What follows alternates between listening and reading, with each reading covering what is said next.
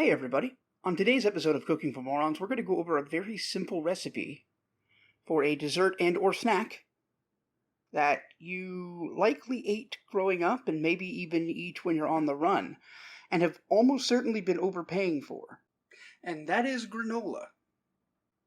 So the absolute basic necessity to make granola is really simple, and it's these three things right here.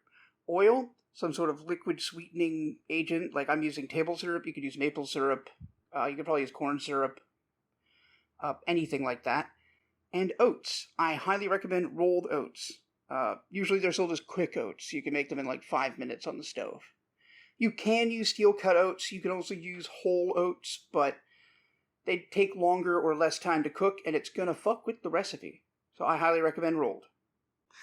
Okay, so for the most basic part of this recipe, like all you actually need to do this, I've got it all measured out here. You'll see I've got 2 full cups of oats. That bowl also has a cup of oats. I only have 2 cup measures, so for demonstration purposes, I set up all 3 of them. And here you have a half a cup of your sweetener, in this case syrup, and a half a cup of your oil. Now, you want to use your oil, and it should be a neutral oil like vegetable oil or olive oil. You want equal parts oil and sweetener. And you can scale it down a little bit or up a little bit, but you want to keep it at roughly 3 cups to a half a cup each. Otherwise, you won't get it properly coated with the flavor, or you'll end up getting it too oily, and that is actually super gross. So roughly 3 cups to a half a cup of each sweetener and oil. We're going to start just by putting the liquid ingredients into our bowl here. You're only going to need 1 bowl for all of the mixing. This is honestly such a simple and easy and cheap recipe. Perfect. There we go. Get as much of it out as you can. You can also grab a knife and try to make sure you're not wasting any, but for the sake of I only have 2 arms and I'm recording this, I ain't gonna do that. So once you get your liquid ingredients together, it's as simple as mixing it. You can use a whisk or a fork. I'm gonna use a fork, and you just whisk it.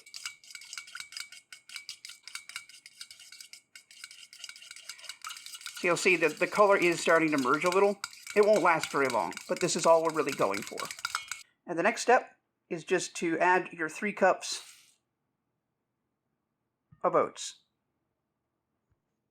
And now, you just stir it up. You want to get it as homogeneous as you can.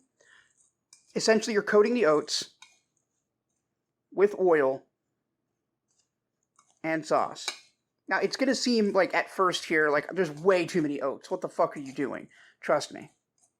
Okay, so here you'll see we have the granola. Like, this is really it. You can spread this out on your baking sheet and proceed to the next set of steps. But I am going to be adding more to this, and you can sort of experiment and add what you would like to your granola. I'll show you what I'm going with, but this is by no means necessary. But before that, I just want to make clear, we're going to be baking this, and we're going to preheat the oven to about 350. Because this, you don't want to cook this too fast, and you'll see why. The additional ingredients I'm going to be working with include these nuts. This is about 1/3 of a cup of honey roasted peanuts, and like a small hand, just like 5 or 6 crushed hazelnuts. Now you could add more, obviously, but you just kind of want to get more flavor. Okay, this is going to be hard to do with its current consistency. So what I did was I prepared about a tablespoon each together here. I've already mixed them, of oil and sweetener. So yeah, like your oil and your syrup or your honey or whatever liquid sweetener you're using. That's, again, just a tablespoon of each or so. That's all you need. You don't want to be too oily. It's genuinely gross. So I'll put this down while I finish stirring. And here we have it. The better mixed up, good consistency with a bunch of nuts in it. So there are other things I'm going to be adding, specifically chocolate chips and butterscotch chips. But I'm not adding them now, and you'll see why in a moment. So let's move over to the pan. I highly, highly recommend lining the pan with parchment paper. When you're cooking with temperatures under 450 degrees, you can use parchment paper for the purpose of baking. And it's way better than aluminum foil when it comes to sticking. You can do this with aluminum foil. I have done it. It sucks and it sticks, but if you really just want to make a few days worth of granola and you've only got aluminum foil, go for it. It won't kill you. Alright, so I've emptied the contents into the pan and we're going... Oh boy, this is going to be really hard with one hand. There, I set up the big oil thing to hopefully hold it still. We are going... Okay, I'm going to do this one off camera too. Okay, so here we see that the mixture has been spread out very thin over the length and width of the pan. It's more important that it be as thin as possible than that it be contiguous, so the little cracks and holes between them, you can just ignore those. Those do not matter. And next, we are going to put it in the oven. Alright, so we're going to leave that in there for 10 minutes, and then we'll be back to take a look at it, and there's one more step before we put it back in the oven, and it will be ready. Alright, so 10 minutes in, you see it's starting to brown around the outside. Well, what we're going to do, actually, is just, stir it. One more time. Just stir the whole damn thing. Turn it up, and mix it all together again. I'm going to do this mostly off camera, and then I'll show you what it looks like at the end, but I think you get the point. Okay, I've tossed it all up and reflattened it out. This time I do recommend keeping it a little more homogeneous. Don't leave any cracks or holes or anything, just because this is going to be what it looks like when it's finished. So now I'm going to go ahead and add those other ingredients. Here I have 1/3 cup of each, the chocolate and the butterscotch chips, and I'm just going to distribute them.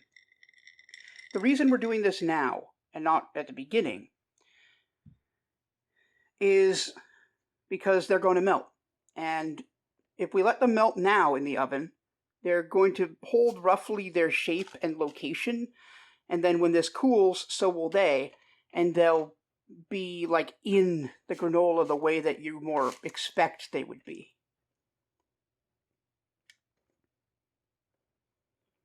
They're already starting to melt a little bit. Don't be too picky. I want them spread out a bit.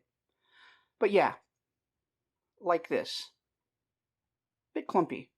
Maybe I need to come up with a new method for this, but you get the point. And now back into the oven for 10 more minutes. And here we have it, the final product. This is fresh out of the oven. We do want to let this sit for about a half an hour, both to cool and to finish cooking. When it comes to baked goods, and anything that gets cooked, really, things do continue to cook slowly as they cool off. And that's why this is only being cooked for 20 minutes. The remaining 30 out of the oven will finish the job. I may have put this in for a little too long. I'm not really sure why, because I've made this recipe several times.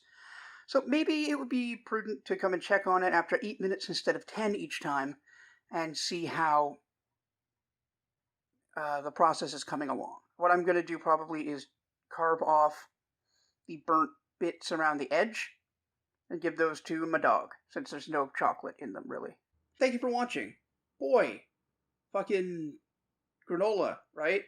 Cheap, easy. Don't buy it at the store, just make it. It takes a half an hour. For real, just do it. Also, like the video, and maybe subscribe to the channel if you want to see more of these. Let me know in the comments what you think, if you decided to make this for yourself, or if you added anything interesting and novel. Also, let me know if there's anything else you'd like to see me prepare. Get an idea of how you can make it at home with what you have available. Anyway, I'm going to go have some of that granola. Catch you later. Special thanks to my lovely patrons who are contributing at least $5 a month to the channel. We've got Scipio, Poetry Falcon, Paul Harding, Jafficus, Woodrose, Midnight Saber, and Kara. Once again, everything I do here is brought to you by your support, either through donations, Twitch subscriptions, or over at patreon.com/GreatCanadianGuy, where you can see these videos ahead of everybody else, like cool, important people. Anyway, thank you so much. Take care.